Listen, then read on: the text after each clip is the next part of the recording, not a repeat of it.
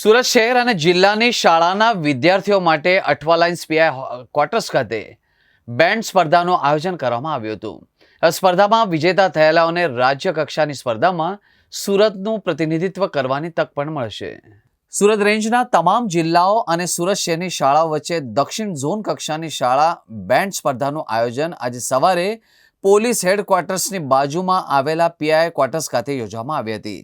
આ સ્પર્ધામાં પ્રથમ સ્થાન પ્રાપ્ત કરનારી શાળાઓની કુમાર અને કન્યા વિદ્યાર્થીઓની ટીમ રાજ્ય કક્ષાની સ્પર્ધામાં ભાગ લેશે.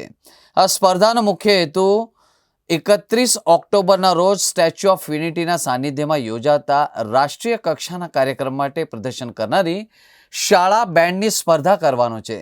રાજ્ય કક્ષાની સ્પર્ધામાં વિજેતા થનારી બેન્ડ એકતા દિવસના રાષ્ટ્રીય કાર્યક્રમમાં ભાગ લેશે. આજની દક્ષિણ ઝોન આંતરશાળા બેન્ડ સ્પર્ધા બપોરના 12 થી 1 વાગ્યા સુધીમાં ચાલી હતી, જેમાં વિવિધ શાળાઓના યુવા સ્પર્ધકોએ તેમની કલા પ્રતિભાનું પ્રદર્શન કર્યું હતું. સ્પર્ધામાં ભાગ લેનાર તમામ શાળાઓને તેમના સહભાગિતા બદલ પ્રમાણપત્રો આપવામાં આવ્યા હતા.